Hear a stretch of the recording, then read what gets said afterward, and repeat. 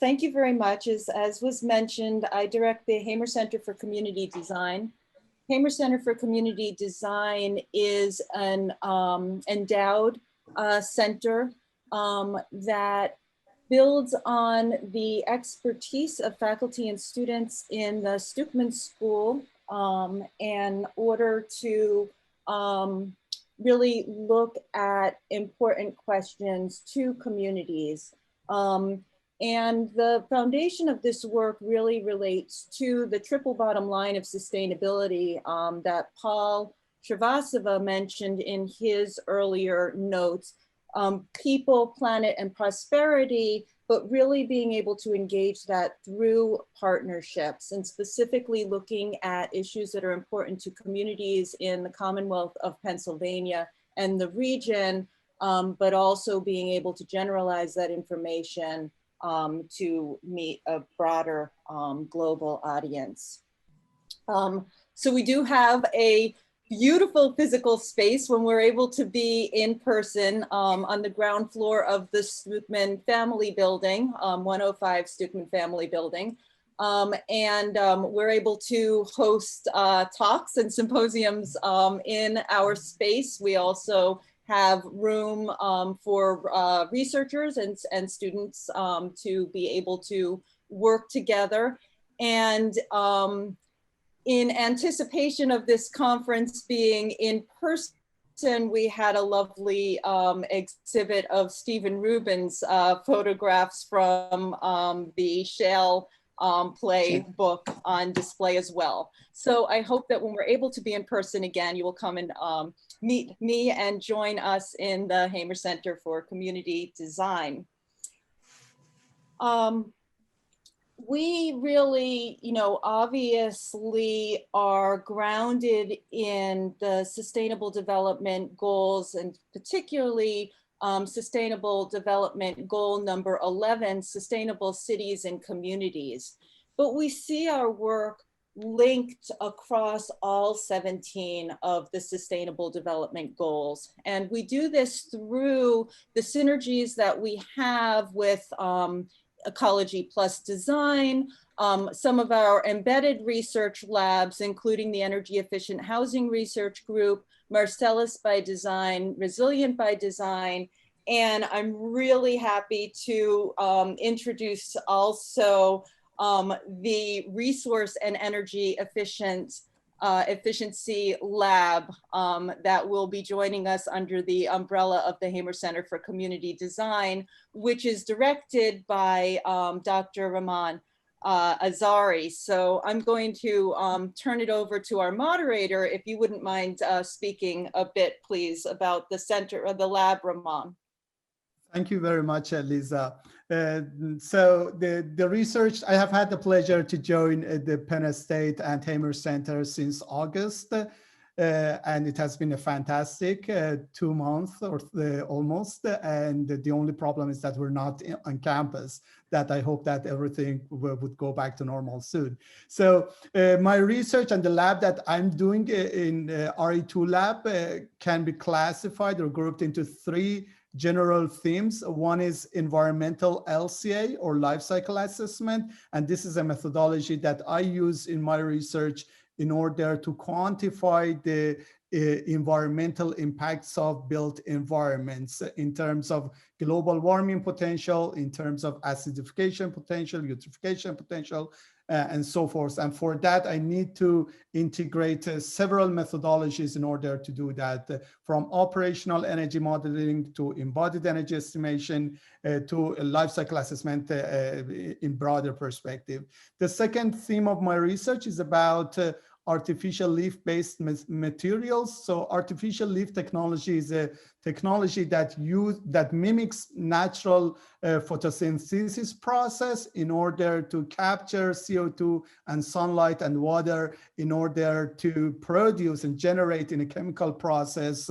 energy. energy in form of methane, CH4, and also a byproduct of this process is oxygen. So I'm using this technology in order to develop construction materials specifically for facade cladding in order to sequester carbon and generate energy. And the third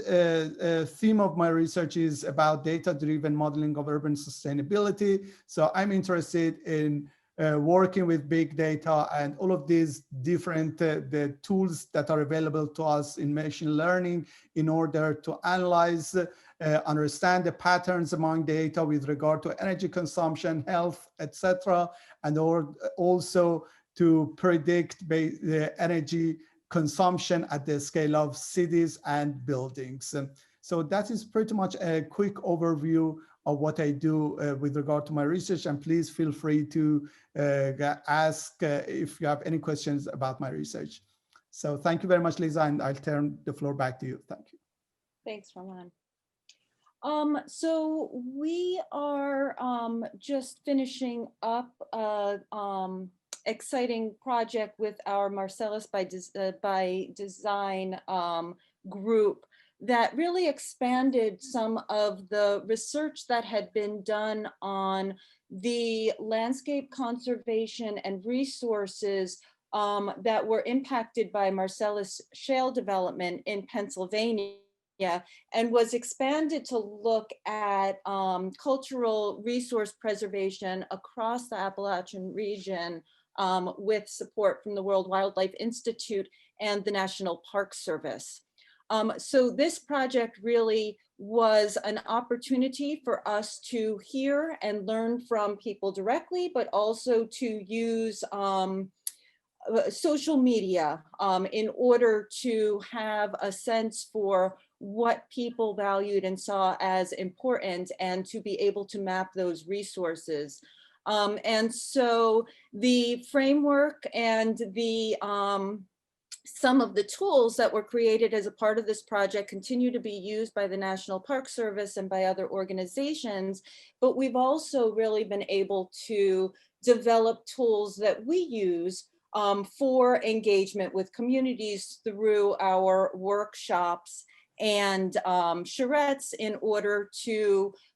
sustain our communities and our environments and to understand what is important. And so this really comes to the heart of sort of the theoretical underpinnings of the way that we engage in design. So this is very much based on the iterative process of integrative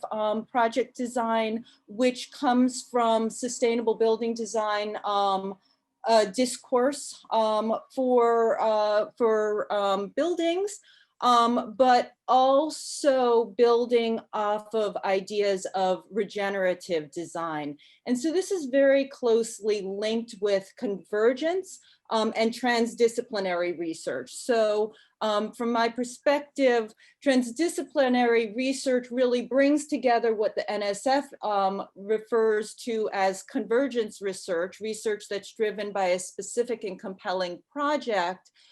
with deep integration across disciplines. But layered into that in transdisciplinary research is engaging with people in communities in order to really frame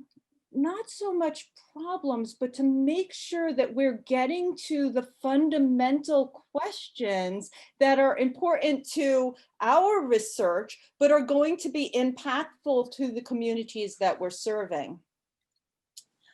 So one example of that is some of the work that we've done through the Energy Efficient Housing Research Group, an outreach arm of the Hamer Center for Community Design. And here in our diagram on the left, you can see the feedback loops that are kind of built into this relationship. So the Energy Efficient Housing Research Group really built out of the long history of work that we've done at Penn State around affordable zero energy housing, with the solar decathlons in 2007 and 2009, and through other projects that we've done with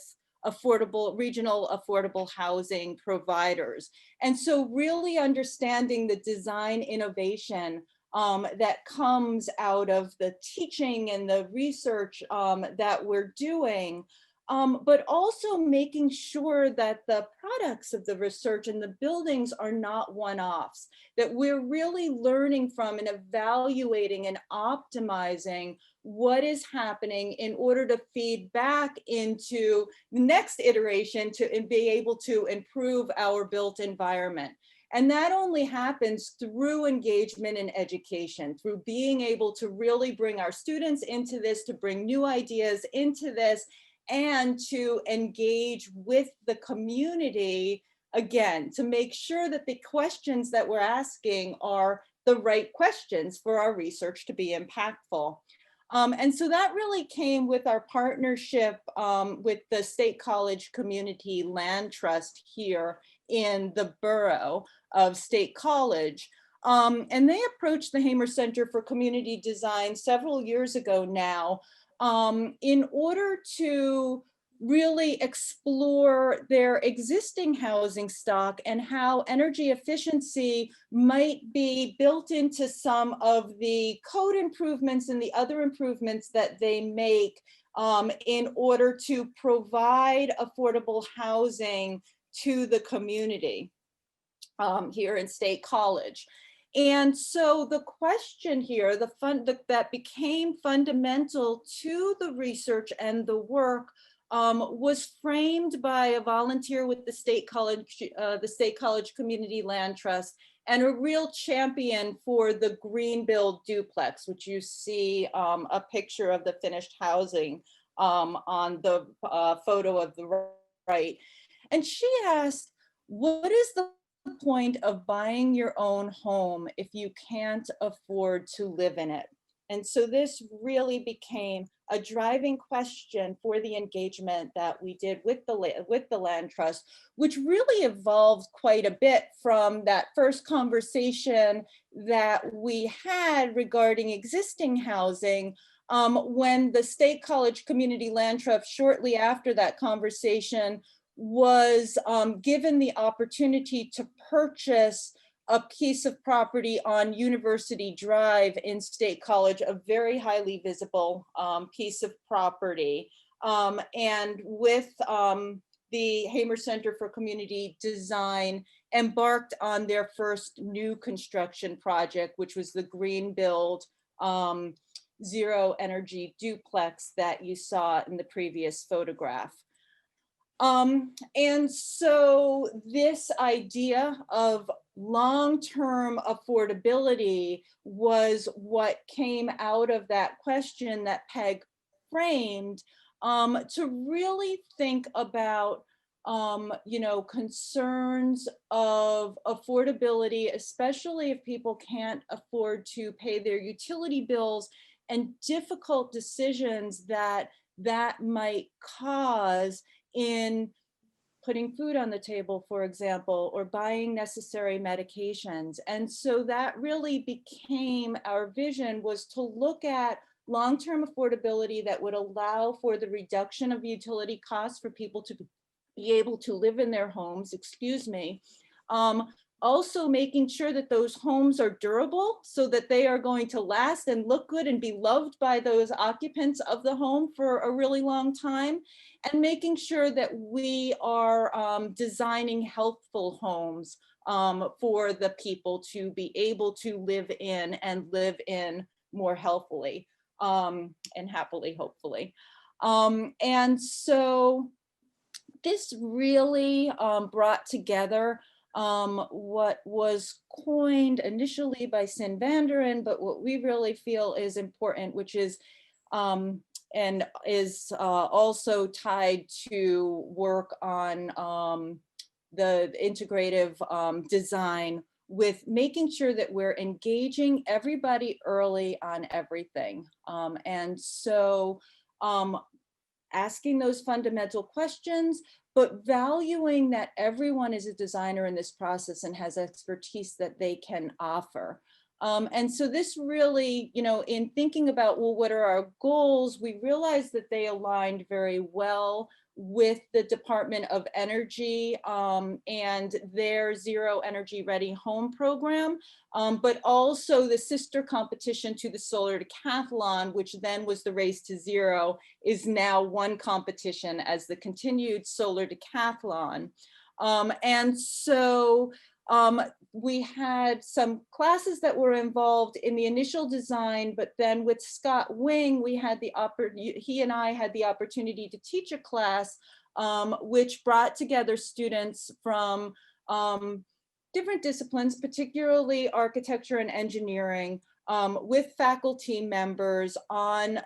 the 2015 Solar Decathlon, or then the Race to Zero competition team. So we had about 30 students and some faculty involved. And really thinking about what were the guidelines for that competition that could meet the goals that we were trying to meet for the home. Thinking about and listening to the State College Community Land Trust as representatives for the future homeowners to be able to understand what would be important there. And then, of course, the design team and the things that they were bringing to the table as being important. And so the initial design for the State College Community Land Trust was submitted to the 2015 Solar Decathlon or Race to Zero competition and did very well, which was nice for the students and for everyone involved. But it also gave us a certain sense of assurance, a peer review, very high level peer review, if you will, of the building science that had been researched and that we were planning to implement in the future homes that were to be built on the Greenbuild site on University Drive. And so the design of those homes really evolved quite a bit from the competition through the engagement that we have through listening to large groups of community members through a series of workshops that we sponsored to understand what is important, to really iterate on that design, to realize that, and to be able to then create research documentation and drawings that could aid the State College Community Land Trust at the pre-design phase to actually be able to bid design build services for the Greenbuild homes to be built and eventually hire a design build contractor. And so the iteration that we were doing on the design, the research that was going into Greenbuild was being very carefully documented so that we could produce the, a booklet that you're seeing on the right, the designing of Greenbuild, and also a building science report and other documents that really allowed for us to take the lessons learned and generalize that information specifically for the construction of Greenbuild, but also to make sure that it could inform others.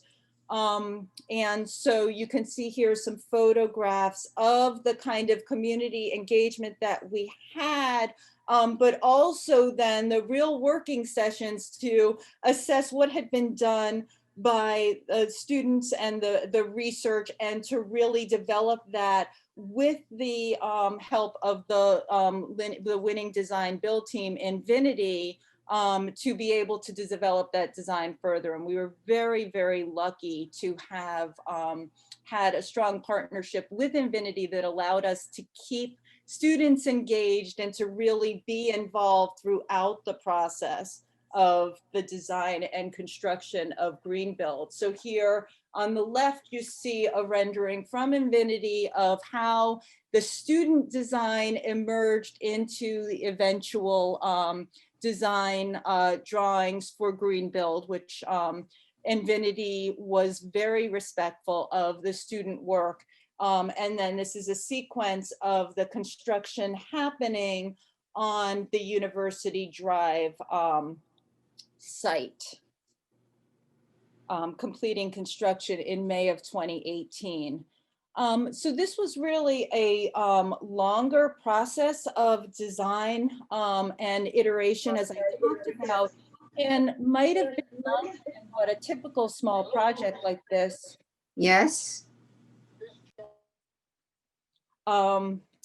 would more time consuming than it would normally take. But what was important here was that engagement, was the education, the academic mission that we have, and the education of students to being able to engage the community in questions of sustainability, to be able to provide housing to income qualified families, but also to make sure that we were informing the community, the students, and future builders about what we were doing at these homes, to make sure that that would feed back into our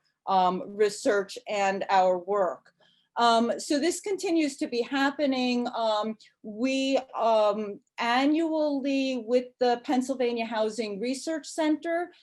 continue to co-host and advise a team of students for the Solar Decathlon competition, in partnership with a regional housing provider. And here you can see some examples of the partnerships that we've forged. We also are looking at how we can expand sustainability and research measures to impact other homes, including coming back to that fundamental first question that the State College Community Land Trust posed to us, which was how we could make existing housing stock more energy efficient, more responsible in terms of carbon emissions, et cetera, and be able to think about that for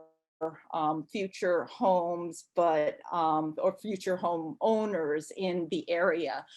So with that, we've created a partnership that we call Energy Plus, which is the Hamer Center for Community Design Energy Efficient Housing Research Group with the Pennsylvania Housing Research Center, and the Borough of State College, along with the State College Community Land Trust, of course, and Housing Transitions, another affordable housing provider here in the Borough of State College, with the support of some fair housing from PHFA, in order to be able to do some retrofit projects on select buildings that are have been purchased by our housing partners. And then also with support from the West Penn Sustainable Energy Fund, which provided funding for the State College Community Land Trust to be able to continue to engage Penn State on really the research, but also to be able to realize outcomes from this that can be useful for other organizations. And I'm excited to announce that this year's Solar Decathlon team will also be partnering with the Energy Plus program to be able to research and incorporate net zero energy ready housing for an existing townhouse development here in State College. So that's one example of a project that obviously has been ongoing and that we can continue to be working on. Another central initiative and outreach of our Hamer Center for Community Design is Resilient by Design, which really started out with a fundamental question about resilience to flooding, recognizing that quite a bit of work had been happening with regard to coastal flooding, but Pennsylvania actually has more waterways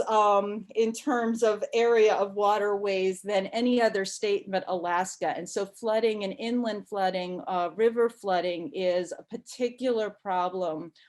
here in Pennsylvania. And so with support from the provost office in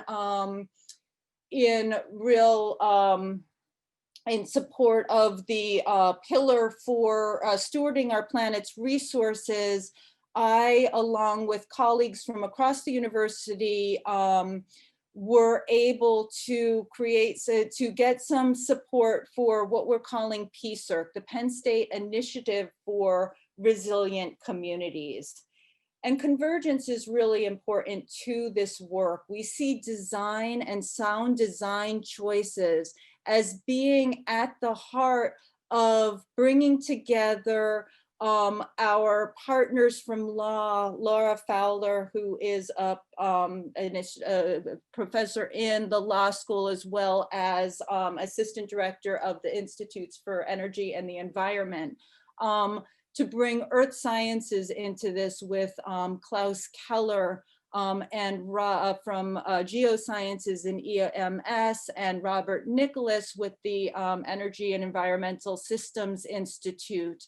And also to understand how we value people's choices. And so bringing philosophy and ethically defensible choices into the work that we're doing. And so this builds off of some of the work that Penn State has been doing with Marissa and also Klima, but partnerships from Penn State. And I'm just going to scroll through these because I didn't realize that there was a system here at place. So that this was going to scroll through multiple slides, but now that we've got them all up, this project is a pilot with a long-term partner of the Hamer Center for Community Design, which is the borough of Selinsgrove, at about an hour kind of northwest of here. A river community that issues are really representative of over 70 other communities along the Susquehanna River and in the Chesapeake Bay watershed area. And this is a community that you can see from this drawing done by a 4th grade student back in 2006, when the Hamer Center for Community Design through a landscape architecture course initially worked in the borough of Selinsgrove.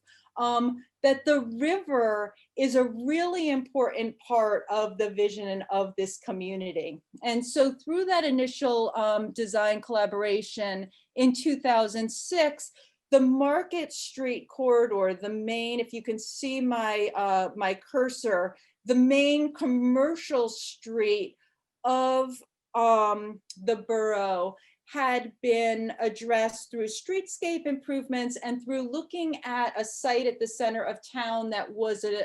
abandoned site of a CVS pharmacy that subsequently was redeveloped into a community plaza.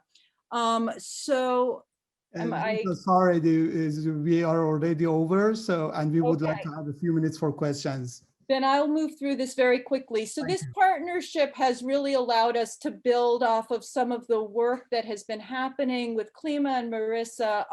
to look at values in community decision-making, and then to understand what are the challenges, knowledge, actions, and ultimately the values that are important in Selinsgrove and our river communities here. And to bring classes into the work that we're doing,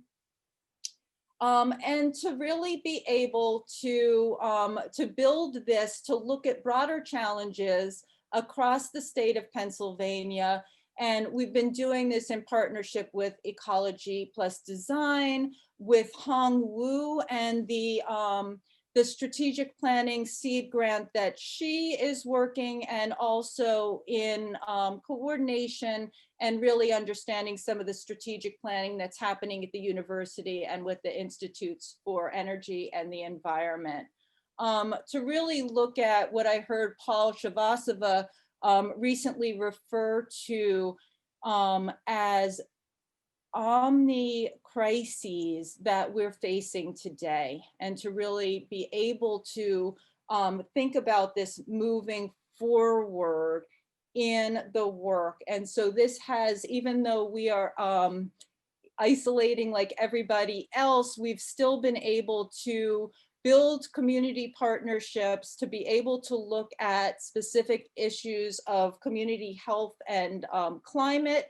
and also to be able to continue to offer some of the things that we offer through the Hamer Center for Community Design. So aligning our goals with this goal for partnership, I hope that you will stay in touch with me to visit the Hamer Center website and to look at some of what we've been doing. We're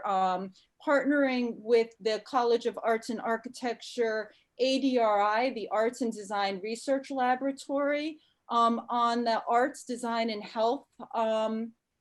initiative. And so we will be having our coffee hours will be on a new platform. They will be pre-recorded, and we will be offering those virtually, starting shortly with a presentation by previous speaker Yasmin Abbas and DK Asio Acer. And we have a community design studio, a curriculum-based studio happening virtually this semester with a landscape architecture run by David Goldberg in partnership with PSERC. And we are also developing what we're calling Energy Plus 2.0 in partnership with a fellowship that we have with the Federal Reserve Bank of Philadelphia, Race Forward, and GARE, the Government Alliance on Race and Equity. So really thinking about challenges faced by community and how we can continue to push forward to be able to have impactful solutions to these important needs. So I hope that you will be in touch and join us in that.